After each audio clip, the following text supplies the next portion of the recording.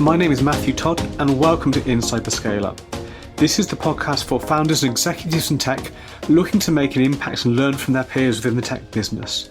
We lift the lid on tech businesses, interviewing leaders and following their journey from startup to scale up and beyond, covering everything from developing product market fit, funding and fundraising models to value proposition structure and growth marketing. We learn from their journey so that you can understand how they really work, the failures, the successes, the lessons along the way, so that you can take their learnings and apply them within your own startup or scale up and join the ever-growing list of high-growth UK SaaS businesses.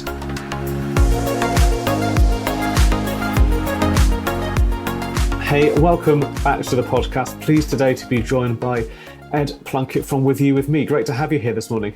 It's good to be with you. Thanks very much. No worries. And to kick things off then, firstly, let's dive into WithYouWithMe. Exactly what's the one-liner for WithYouWithMe? What does it do as a company, as a platform? We are solving the underemployment of several demographics, particularly those that generally just feel underemployed in life, with the help and the use of digital skills. So getting people who never thought they would end up with in the digital space to make that happen. So it's all about reskilling and giving opportunities to people who otherwise would never have had them.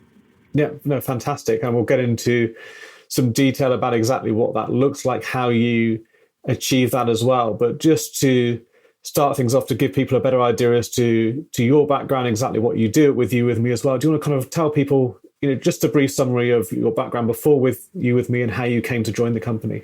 Yeah, sure. So I came from the forces. I was in the reconnaissance world. I served in deployment in various places, including Iraq and Afghanistan, and left nearly 10 years ago now, which has flown by, and went straight out to work between Oman and France. And that was really supporting the late Sultan of Oman and his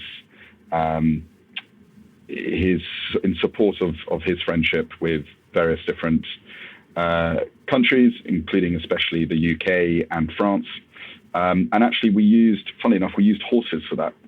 But that's pretty much led on to much closer links with how countries can support soft diplomacy.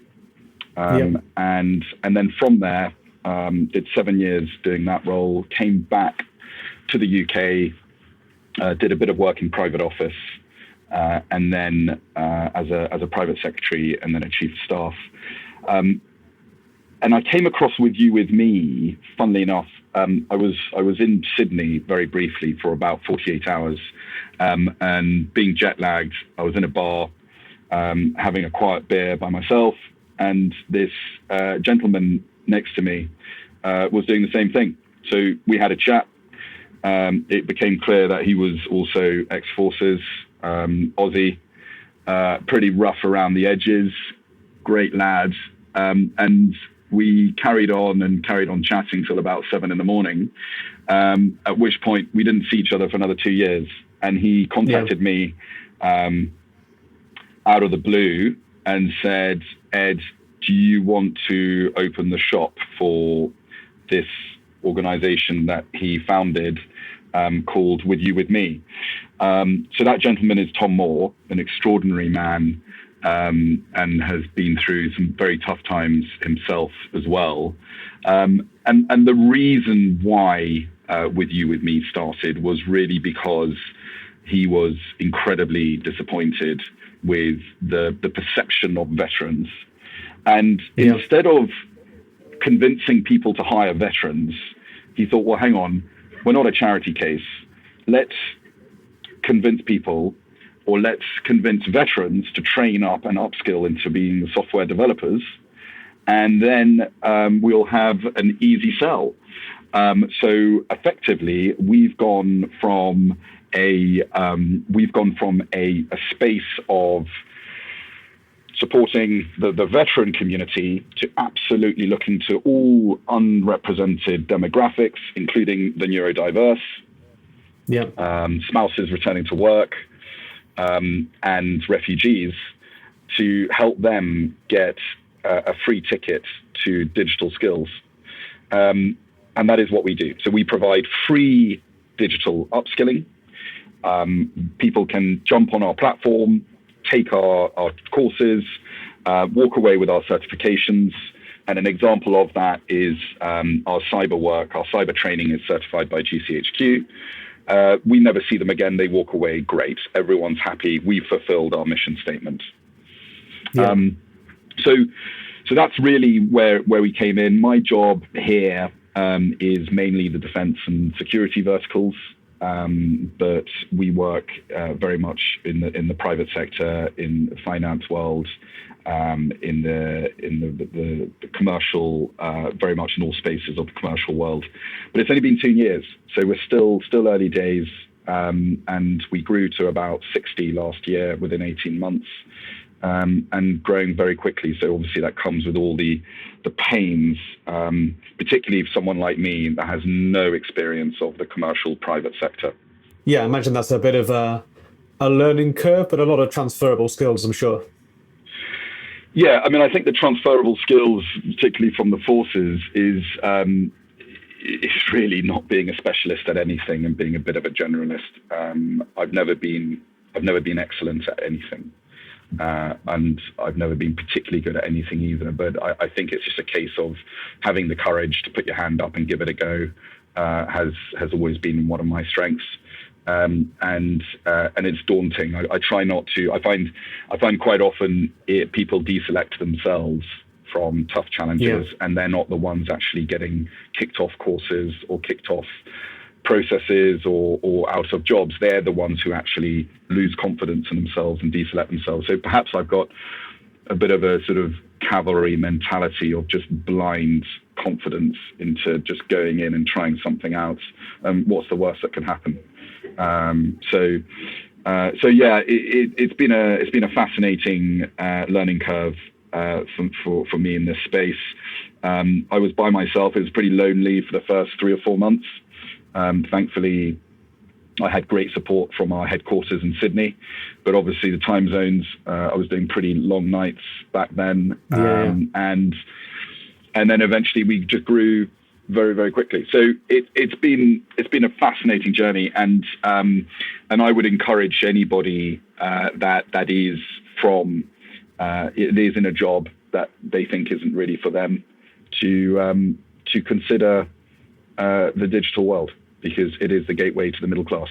Yeah, absolutely. There's definitely a skills shortage in the sector, and it's an ever-evolving sector as well, and for that reason it can be hard to find talent. So certainly there is the need to upskill people. One thing that you said a minute ago regarding confidence, but regarding self-selection as well, do you think when it comes to veterans and the other communities that you mentioned, kind of getting into tech and upskilling, is that a problem that you see, attracting the right people and enabling them to stay the course as it is? It's a very big challenge. People, there's a dark art myth to being a software developer, to coding, to being a data analyst, to being a cyber pen tester. All of that puts a fear of God into anybody that isn't, as it were, a geek, that isn't a gamer. That is the image that it's got. It's just people in their pants and socks sitting at their computer with neon lights all over and a really fancy computer chair. At the end of the day, that puts people off. And when when we're trying to change that image and trying to convince women to get into tech, trying to even convince a refugee from Afghanistan or Syria to upskill in this space, it is difficult. So we try and simplify it. We really try and simplify it. We don't assume anybody's knowledge of tech. We produce net new talent. So people who really have come from being a paramedic, who were, who came out of work and had 3 children and have been out of work for 8 years. And, we don't assume anyone's background. And actually, we drink our own Kool-Aid with that. We don't look at CVs. We are a CV-less organization. So anybody that actually ends up working with us or our clients will not be presenting a CV, and that's a bit of a brain fart moment for some of the HR departments that we speak to, who clearly are a very process-driven organization and have to be process-driven. But when we haven't got the box when they're not ticking that box that they're used to ticking with, accreditations and academic background and what A-levels or GCSEs and degrees you got, we're not interested in that. What we do is we do aptitude and psychometric testing. We are interested in people's cognitive ability through data, which is totally agnostic to background. So, and we can train the rest. We look for potential, not experience. Yeah, no, that's really refreshing to hear. I think, many people will acknowledge a lot of the problems with CVs no matter what side of that equation you're on, whether you're hiring or whether you're the one applying for a position. The CV is never an enjoyable process, but I think it surely must introduce a lot of biases just by the mechanism of how it works, and then what people think they have to look for if the CV is the filtering mechanism that they've got to work with. It's fundamentally flawed. It encourages the stretching of truth. It ostracizes extraordinary talent. It has no bearing on someone's personal situation or life. And it doesn't tell me how somebody performed when they may have known somebody in the right place and got that job, and then somehow managed to get, a good reference. It's not realistic. So effectively, we'd far rather just go in, ask people to do the assessment, which is both aptitude and psychometrics, and the psychometrics is as important, if not more important, than the aptitude, because it actually reminds me of something that a sergeant major told me when I first got to Sandhurst on week one, which was, we are here to educate the motivated and not motivate the educated. We are happy to find people's potential. We're happy to train and really harness that potential. But you've got to be prepared to do the work. And yes, our courses are free.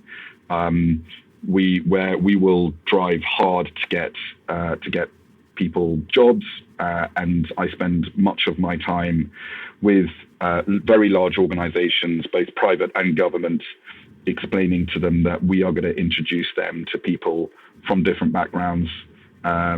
Huge diversity, applaud there, but also without CVs. So if we're prepared to do that work, they need to be prepared to work really hard in education, to learn how to code, to learn to be doing data, etc., in all our courses. And that's really important. And generally, the filter is a good one, which is the assessment itself. People who haven't got that commitment just simply won't do the hour to 90-minute assessment. They just won't do it.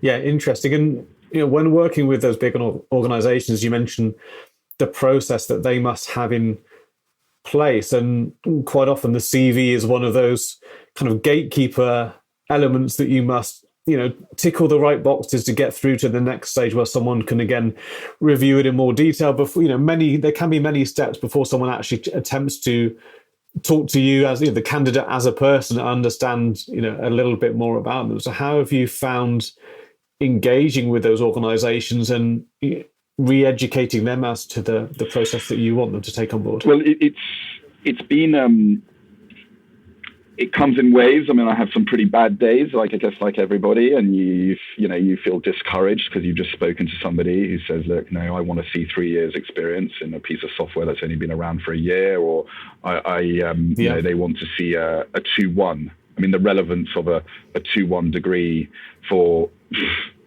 every digital skill is extraordinary.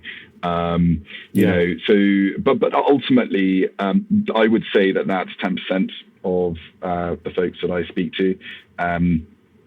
Ultimately, these organizations are I don't want to say desperate for digital talent, but they are now in a space where they have to think outside of the box. And if they do think outside of the box, they will reap the rewards. So they are now very open to having these conversations of looking at alternative means of bringing in talent. Talent is very expensive, particularly if you're looking for experience. In several of the organizations I work with, they're looking for security clearances as well, which really raises a barrier to entry.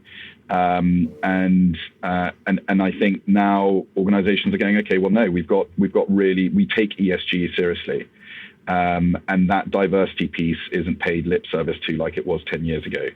People really understand that diversity of gender, ethnicity, of mind, and quite often when we talk about diversity, you know, we really are just focused on gender and ethnicity. I'm not really that focused by that. I think actually diversity of thought is really important, supported by ethnicity. I think the diversity of ethnicity does bring with it and gender a diversity of thought. But you know, I'm really interested by the neurodiverse world. I'm interested by people with dyslexia, people with Asperger's and autism. I think they're gifts. I've got dyslexia. It's been a huge gift for me to throw myself into all sorts of different pieces of work that I've been on. And it allows me to think differently and look at life differently. So I think now we're in a very good environment to build on this talent model. And it's really encouraging to see these large organizations going for it, and a testament to our clients who I can or can't mention on this podcast, who are particularly open-minded and serious about talent and diversity. Yeah, well, that's very positive to hear, and it sounds like it is a combination of factors in terms of, you know, culture, skill shortages, and other areas that coming together that actually make this a very good time to try and influence that hiring process, surely. Yeah, absolutely. But then comes the challenge of actually, as I said, going back to convincing people that, you know, if they do reskill as into the digital space, they will almost guarantee themselves a good salary. They will guarantee themselves jobs for the future. You could also argue that they will guarantee themselves a better work-life balance with that digital skill. And I use the example of which probably won't really resonate with much of your with many of your listeners. But you know, from my world, from the forces world, you know, if you're a lance corporal leaving the forces, and so which is a junior non-commissioned rank, and you're going into the big bad civvy world, well, unless you're really guided and you're really supported, the general default setting is you go and work for a large telecommunications company, climbing up some tower somewhere, spending a lot of time away from home. You're driving a lorry for the logistics world, or you're actually back on the security circuit, the private security circuit, you know, guarding a gate somewhere in some far-flung country on an embassy. You know, again, that's not going to support your family. It's not going to support your mental health. And I think that's where I'm a great believer that the digital space is going to do that. I'm not from the digital world. And just briefly to go back to the interview that I had with Tom to join With You With Me, I had a bit of a reverse interview, and I said to him, look, I don't think I'm the right guy for this, to get this kicked off in the UK. I don't come from a digital background. I know nothing about tech, and I've never been in sales.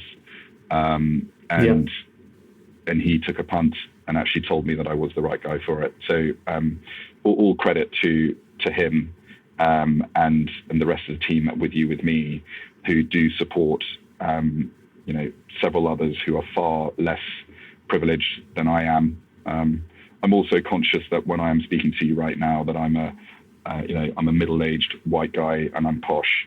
So I'm not the greatest example of diversity, but I think for that reason, I'm keen to do something about it. Several of the team and the service personnel that I worked with were far brighter than me, just didn't have the privileged background that I had, which is why I carried the rank that I had and got to where I was. And so now I'd like to make amends on that. Yeah, no, I think it's a great mission to have. And I think you say that you didn't have experience in tech, you didn't have experience in sales, but I can imagine, whilst that might initially appear to be a challenge, I imagine that also comes with a new perspective. And you talking earlier about different mindsets and ways that people think about and perceive the world, I imagine there must be some benefit there to approaching it fresh as well.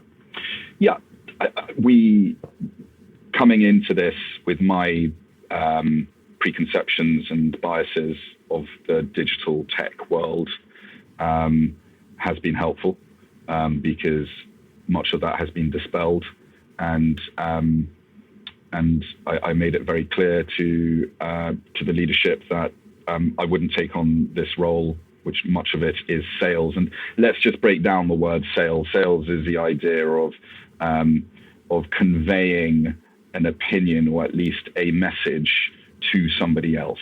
It needn't be a product. It could be an image. It could be a lifestyle. It could be anything. And I think we all do sales in our everyday life somehow because we need to convince this leadership effectively. That's what it comes down to. It comes down to leadership. So coming in here, wet behind the ears with my perspective on it, I think has been reasonably helpful to the organization. And I like the idea that having that diversity in my team here in the UK is really proving to be really strong. I've gotten Katie is a phenomenal. She's one of our partners. She's done a phenomenal job. Has grown from just being grown from being a business development role all the way up to now being a partner in the private sector. She's a defense spouse. And before joining us, her prospects were definitely poor, and she was severely underutilized. Same way we've got Jack, who's our ops lead here. He is a former pilot from the Navy, from the Fleet Air Arm.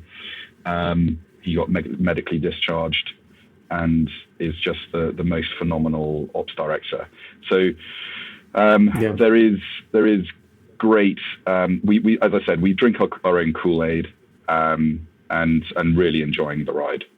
Yeah, no, I think that's fantastic. And I think for people that are listening to this that are in tech, maybe they've got a startup or they're starting to scale, but they are starting to build their team and looking to hire new technical talent, new developers. What advice would you give them to source talent, to look for people that are going to be a really good fit based on everything that you've described, but they may not be people that they would normally know how to access? I think.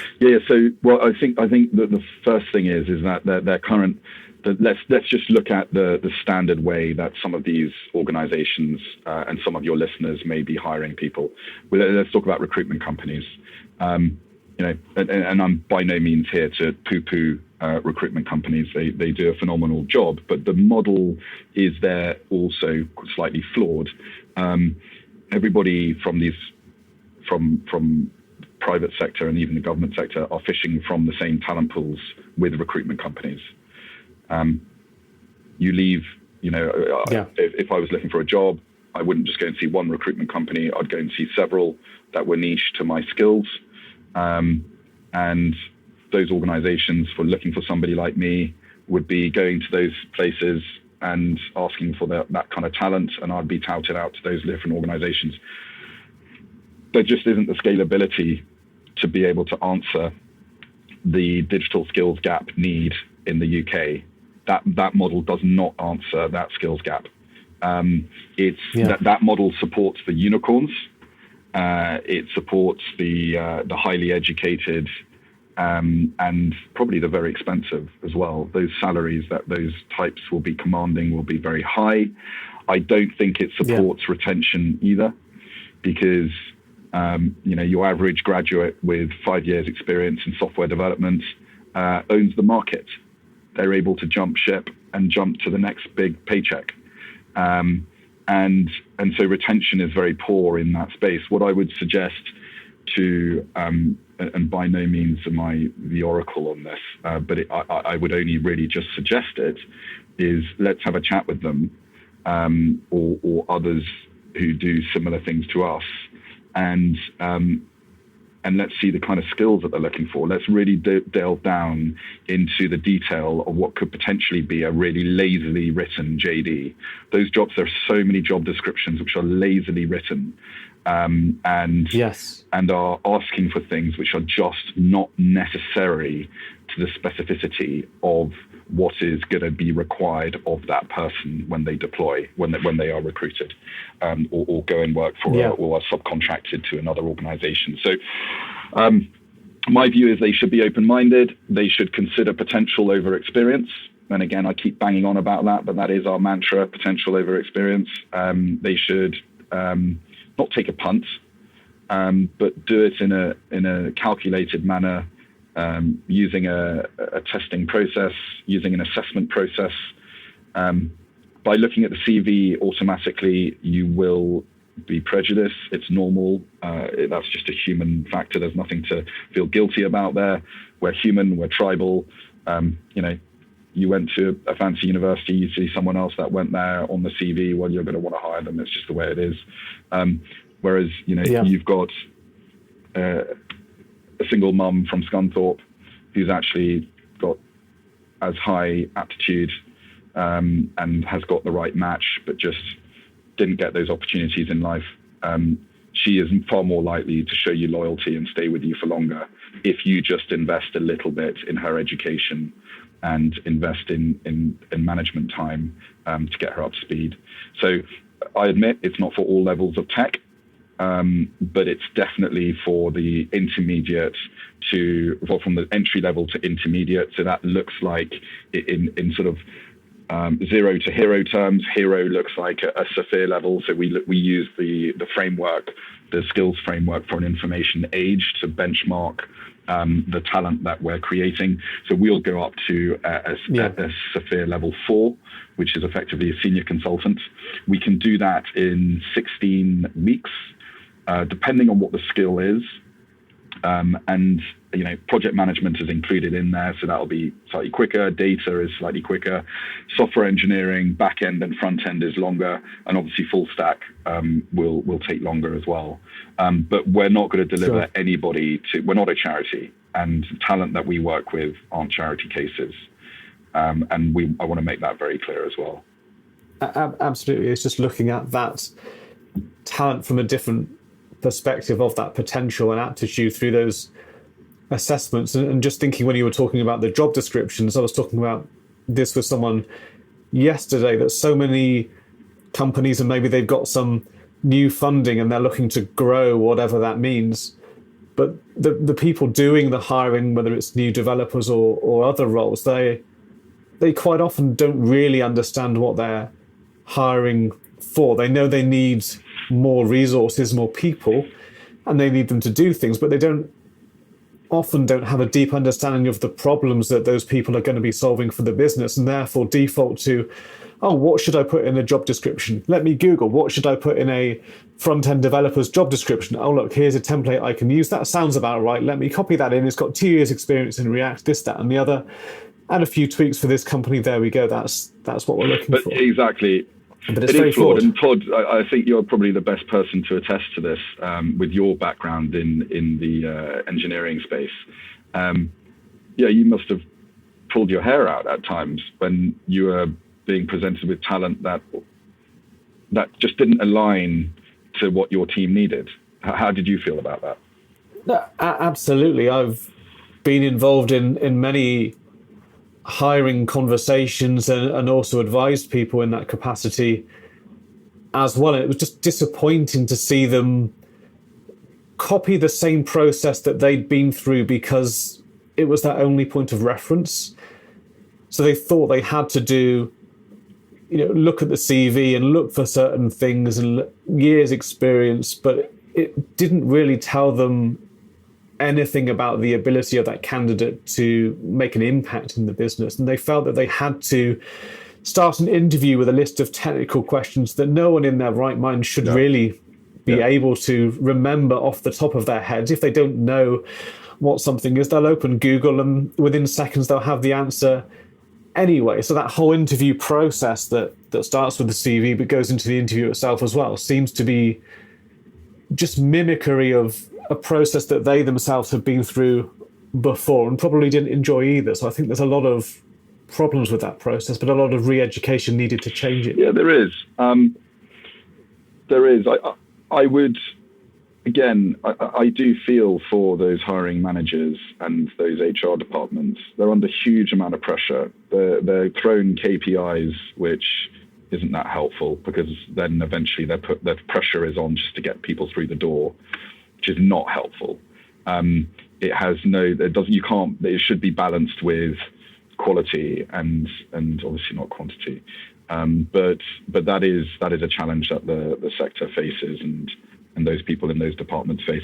Education is a big part, I think, with your previous role with a large consultancy company in the engineering space. It would be very helpful for there to be more interaction between the users of the talent and the people finding it. Don't assume that the people finding the talent know what you know, and don't take that for granted, because then we really can get into the granularity of what is actually needed and what is a nice to have. Your 2-1 from Sheffield is potentially a nice to have. If it is an absolute must have, why? And why is an A-level important? No, I think that there is that challenge, and also there needs to be more emphasis. I would suggest in the civilian working environment, there needs to be more emphasis on leadership and management, which I would suggest what I've seen since leaving the forces has been pretty poor in the civilian world. I don't think it's anyone's fault. I think there's just a lot of pressure to increase bottom line of companies, and so that translates into huge KPIs. No one's got time for the human interaction side of it, which would improve retention. If you invest in people's education and you ask them how they are 3 times, then you'll get a real answer, and you can sit down, have a coffee, and talk about it. But that takes time, and time is money, and that needs to be balanced carefully with a company's ability to achieve that. So it's an interesting one. Do you think that's because people aren't taught how to lead in most cases? There is probably a lack of emphasis on soft skills. That's often talked about in Davos and Milken and these large economic forums. There's a lack of emphasis on soft skills, and everyone's being driven to focus on the sciences and STEM, which I absolutely agree with. And we are talking about digital skills here, but the soft skills are so crucial to having a happy working environment. So I think the best organizations that I've seen have a real focus on that and don't pay lip service to it. A large part of the other side of what we do is not just people, but we also support with workforce planning and the future of what their workforce might be. So we look at we have on our platform. Our platform's called Potential, which is the platform where people can go on, do their aptitude and psychometric testing and their training for free. That will also support the system that we've got on there would also support organizations to ascertain what roles within their organization will be redundant in the next 5 to 10 years. And that is a really good, it's a good flag to go, okay, well, which roles will be relevant and what do we need to drive towards? So we support organizations with testing their current workforce.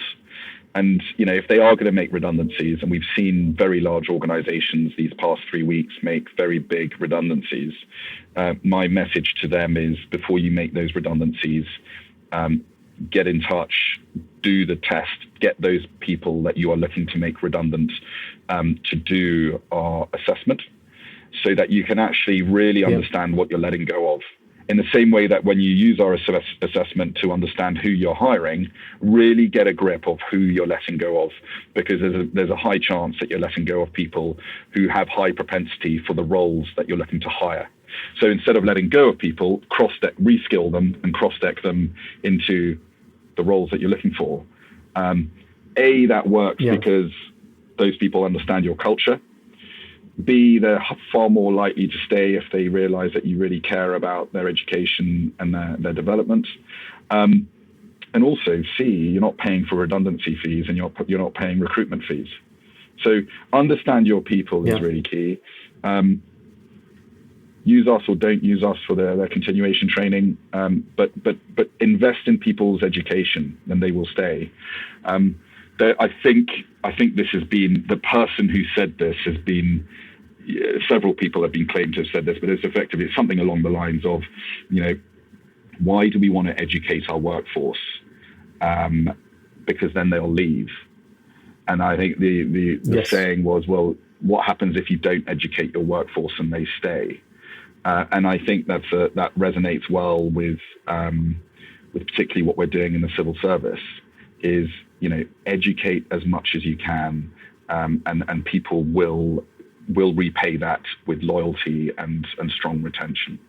Yeah, absolutely. I think I still see managers being fearful of over-educating people and them leaving, but I also see them not really understanding or having the tools to understand what their potential of their current workforce is, and also how to give them the tools and the space to improve their skills as well. And you see efforts like on a Friday afternoon, you don't have to do your main duties. You have 3 hours to educate yourself on whatever you feel is relevant, which from what I've seen tends to devolve into, oh, this is just of personal interest to me. It may not even be relevant to the job that they're doing in any way, shape or form, or people just feeling a bit lost, or what am I supposed to be doing with this time, and not really knowing what to do and how to move forward. Yeah, I mean, there is that. I think that, again, comes back to management, making sure that your line manager or whatever they're called are across what your objectives are in life, in your personal life and your professional life. And if that includes fitness and staying fit, which I'm a great believer in, then get out and train for a triathlon, or get out and get some fresh air. So yeah, I think there is absolutely that requirement to focus on management, and the digital skills piece within that is an opportunity to sort of explore if somebody does want to learn that skill, instead of just letting them go. No, absolutely. And for any tech founder then listening to this, maybe they have got that initial funding, whether it's seed or Series A funding, they're looking to expand their team. What advice would you like to leave them with today? I would absolutely ask them to consider the idea that they don't have to spend a fortune on salaries for huge amounts of experience.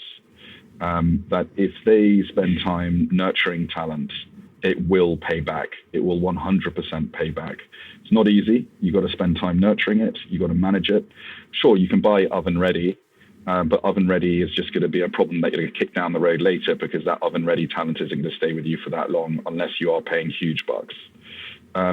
So for those who are starting out, ought to consider other sources of talent, look at other skills, look at people who have, I spoke to a guy last week who is being medically discharged from the RAF. He's been a fast jet pilot for 7 years. And he came to me and said, Ed, I don't know how to do anything. And all he's done for 7 years is assessments. If you fail as an assessment twice in the RAF for what he was doing, you're out. So for 7 years, he's been succeeding on all the assessments. And much of it is aptitude. And I said to this chap, look, don't underestimate what you have to offer the outside world. So what I would really like is for the startup owners and entrepreneurs and those SME directors on listening here is to consider taking on some of this potential talent. And yeah, sure, blend it in with expertise and huge experience. Blend it with that. But you'll find that you'll have far less friction in the workplace because there's less ego. There's far less ego as well. And that's a huge challenge in the workplace, is managing people's expectations. If you're able to do that by, training in a type of academy model and an apprenticeship model, then you'll be in a really good space to have that balanced approach to talent. Absolutely, no, I completely agree. It certainly sounds like a healthier way to build a business. So for anyone listening, I'll make sure that we leave links in the show notes to With You, With Me, and to some articles as well that I know you've got out there. I think people would be worth spending some time on reading. But Ed, I'm sure there's a lot more things we could go into, but for now, I think thank you so much for sharing those thoughts and sharing a bit more about With You, With Me. It's been a really enjoyable and useful, valuable conversation. Really appreciate the opportunity. Thank you for joining me on this episode of Inside the Scale Up.